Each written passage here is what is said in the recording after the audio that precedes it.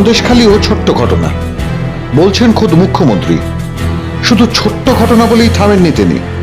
রবিবার সিউড়িতে সরকারি প্রশাসনিক সভায় মমতা বন্দ্যোপাধ্যায় বলেন, সন্দেশখালীর ঘটনা ঘটানো হয়েছে।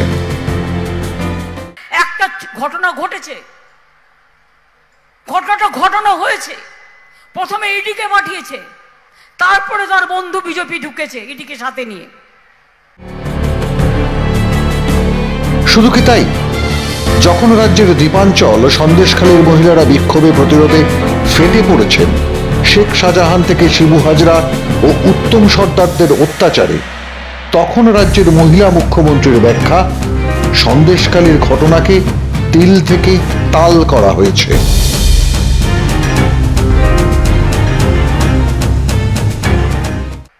আর কিছু মিডিয়া ঢুকেছে, ঢুকে তিলকে তাল করছে, শান্তির পরিবর্তে আগুন লাগাচ্ছে। তবে এবারই প্রথম নয়, রাজ্যের মুখ্যমন্ত্রী শুরু থেকে রাজ্যে নারী নির্যাতনের ঘটনাকে কখনো ছোট ঘটনা, কখনো সাজানো ঘটনা, কখনো সরকারকে মেলাইন করা, কখনো প্রেমের সম্পর্ক বলে দাগিয়ে দিয়ে প্রতিবারই তদন্তকে প্রভাবিত করবার চেষ্টা করে গেছেন। পার্ক স্ট্রিট, কামদুনি, হাঁসখালী, মধ্যমগ্রাম একের পর এক নিদর্শন। আর এবার সন্দেশখালী।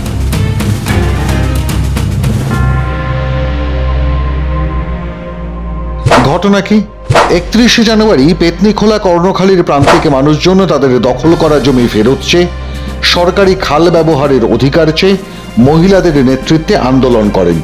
তাদের অভিযোগ, সন্দেশখালীর বেতাজ মাফিয়া তৃণমূল কংগ্রেসের জেলা পরিষদের কর্মাধ্যক্ষ শেখ শাহজাহান, জেলা পরিষদের 2 সদস্য শিবু হাজরা, উত্তম সর্দার এবং লালটু ঘোষদের দলবল তাদের জমি জায়গা দখল করে মুরগি ফার্ম ও মেছো ঘেরি তৈরি করেছে। দিনের পর দিন লিজের টাকা তারা দেয় না। ওই মেছো ঘেরি আর মুরগি ফার্মে খাটিয়ে নেয় ঘরের পুরুষদের বিনা মজুরিতে। মজুরি চাইলে জোটে শাহজাহান বাহিনীর মধ্যযুগীয় মার।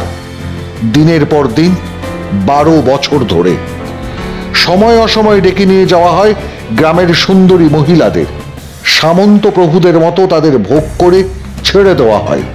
পুলিশে অভিযোগ জানাতে গেলে পুলিশ শাহজাহানের কাছে যেতে বলে, অর্থাৎ শান্তি রক্ষা বাহিনী অপরাধীর কাছেই পাঠায় অপরাধের বিচারে।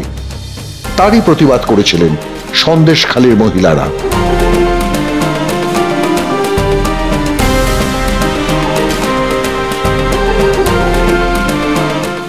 আর কখন সন্দেশখালীর মহিলারা প্রতিবাদে পথে নামছেন? সেই 31শে জানুয়ারি, যখন সন্দেশখালীর বাহুবলী শেখ শাহজাহান ইডি আধিকারিকদের পিটিয়ে ফেরার অবশ্যই পুলিশের খাতায়, কিন্তু সন্দেশখালীর মানুষ জানাচ্ছেন শাহজাহান রয়েছেন সন্দেশখালীতেই। এমনকি রাজ্যের বিরোধী দলনেতা থেকে সন্দেশখালীর প্রাক্তন বিধায়ক, বিজেপি বিধায়ক অগ্নিমিত্রা পাল বলে দিতে পারছেন, অমুক দিন অমুক জায়গায় দেখা গেছে শেখ শাহজাহানকে। সন্দেশখালীতেই পুলিশি সুরক্ষায় এক দ্বীপ থেকে অন্য দ্বীপে ঘুরে বেড়াচ্ছে শেখ শাহজাহান। ঠিক তখনই পথে নেমেছিলেন মহিলারা।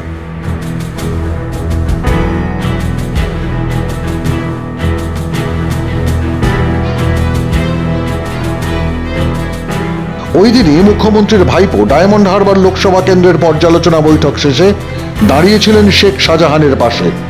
পাল্টা প্রশ্ন করেছিলেন, কি করেছে শাহজাহান?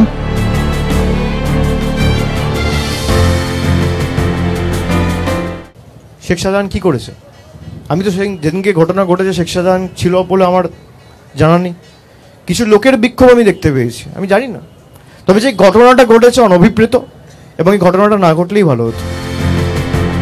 আর ঠিক তার পরদিন শেখ শাহজাহান কলকাতার আদালতে জামিন চেয়ে মামলা করেন। সেদিনই প্রশ্ন উঠেছিল, তাহলে কি অভিষেকের সভাতেই গোপনে আইনজীবীর ওকালতনামায় সই করেছিলেন শেখ শাহজাহান? গত 18 দিনের নীরবতার পর এতদিন বাদে মুখ খুললেন রাজ্যের মুখ্যমন্ত্রী।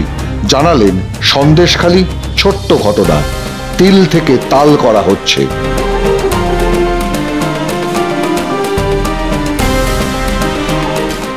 একটা ঘটনা ঘটেছে, ঘটনাটা ঘটানো হয়েছে। প্রথমে ইডিকে পাঠিয়েছে, তারপরে তার বন্ধু বিজেপি ঢুকেছে ইডিকে সাথে নিয়ে। আর কিছু মিডিয়া ঢুকেছে, ঢুকে তিলকে তাল করছে, শান্তির পরিবর্তে আগুন লাগাচ্ছে। গতকালই তৃণমূলের প্রতিনিধি দল গিয়েছিল সন্দেশখালীতে, ঘোষণা করেছিলেন যার যা ক্ষতি হয়েছে তৃণমূল পার্টি নাকি তা পূরণ করে দেবে। তৃণমূল ক্ষতিপূরণ দেবে মানে কি? রাজ্যে একটা সরকার চলছে, তারা কি করছে? আর তারপরেও যে প্রশ্নগুলো থেকে যায় তা হলো, তৃণমূল পার্টি এই টাকা পাবে কোথা থেকে? এবং 2, ফের টাকা দিয়ে অপরাধ ঢাকার পুরনো খেলায় কেন নেমেছে শাসক দল?